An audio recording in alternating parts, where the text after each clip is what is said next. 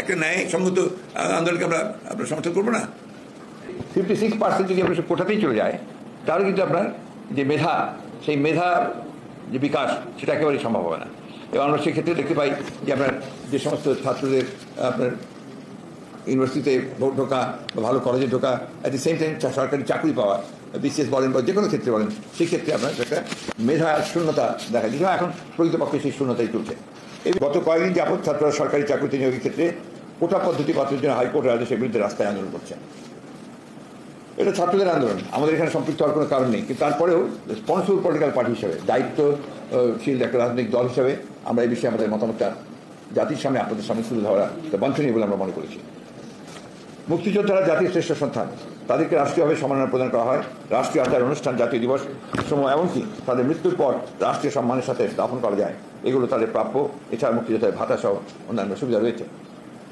স্বাধীনতার ঘোষণাপত্রের ভিত্তিতে মুক্তিযুদ্ধের অর্থাৎ স্বাধীনতা যুদ্ধের প্রধান অঙ্গীকার ছিল সাম্য, মানবিক মর্যাদা ও সামাজিক সুবিচার নিশ্চিত করা, বৈষম্যহীন রাষ্ট্র ও সমাজ বিনির্মাণ করা। সাংবিধানিকভাবে আইনের দৃষ্টিতে সকল নাগরিক সমান, কিন্তু সংবিধানের 28(4) এবং 29(3) অনুচ্ছেদ অনুযায়ী নাগরিকদের পিছিয়ে পড়া অংশ, প্রকৃত মুক্তিযোদ্ধা শারীরিক প্রতিবন্ধী এর বাইরে ব্যতিক্রম হিসেবে কিছু সংরক্ষণ ব্যবস্থা রাখা যেতে পারে। 56% কোটা ব্যবস্থা বহাল রেখে প্রযুক্তি ও মেধা নির্ভর বিশ্ব ব্যবস্থা জাতি হিসাবে টিকে থাকা প্রায় অসম্ভব। প্রথম, দ্বিতীয়, তৃতীয়, চতুর্থ শ্রেণী কোন শ্রেণীতেই কোটা পদ্ধতি মেধা বিকাশের পক্ষে সহায়ক হতে পারে না। মেধা ভিত্তিক বৈষম্যহীন জাতি ও সমাজ বিনির্মাণে মুক্তিযুদ্ধের অঙ্গীকারের সাথে সাংঘর্ষিক। বর্তমানে অবৈধ অনির্বাচিত কর্তৃত্ববাদী সরকার বিচার বিভাগকে ব্যবহার করে, অর্থাৎ আদালতের ঘাড়ে বন্দুক রেখে জনগণের ন্যায্য দাবি সম দমিয়ে রাখার ভিন্ন পুরনো কৌশলী তারা ছাত্র সমাজের ন্যায্য আন্দোলনকে দমানোর অপচেষ্টায় লিপ্ত রয়েছে।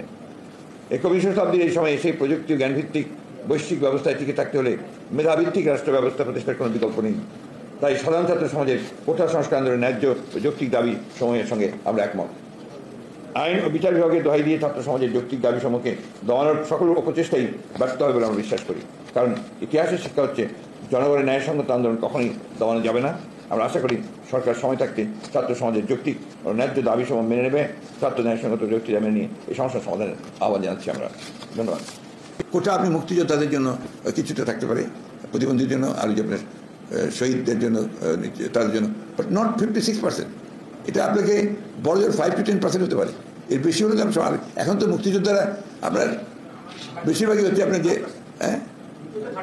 30%, এখন যেটা আছে আর কি। তো এখন তো এমনিতেই আপনার মুক্তিযোদ্ধারা তো নাই, এখন প্রায় বয়স শেষ হয়ে গেছে।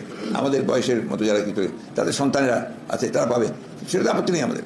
কিন্তু সেটার নাম করে আপনার 56% করে তারপর যে কাউকে আপনার মুক্তিযোদ্ধার সার্টিফিকেট দিয়ে, হাজার সার্টিফিকেট দিয়ে তাদেরকে চাকরির ব্যবস্থা করে দিচ্ছে এরা ইন দি মানি, সেটা তো আমরা কখনই সমর্থন করতে পারি না। অযৌক্তিক ইলজিক্যাল কথাবার্তা তারা বলবে। বিএনপির তো একটা রাজনৈতিক দল, আমি আগে বলছি দায়িত্বশীল রাজনৈতিক দল। বিএনপিকে তো দেশের মধ্যে যা হচ্ছে তাতে রিয়েকশন দিতেই হবে। আর আমরা তো তাদের আপনার প্রশ্নই উঠতে পারে না যে আমরা বিএনপি তাদের উপর ভর করে সব কিছু ভর ছাড়িয়ে আমরা আন্দোলন করেছি ভাই। আবার এদের উপর ভর করার আমাদের কারণটা কী থাকবে? তারা তাদের আন্দোলন করছে, আমাদের নৈতিক সমর্থন আছে তাদের প্রতি, যেটা আমরা বারবার করে বলছি যে আমাদের নৈতিক সমর্থন অবশ্যই থাকবে। একটা ন্যায়সঙ্গত আন্দোলনকে আমরা সমর্থন করবো না?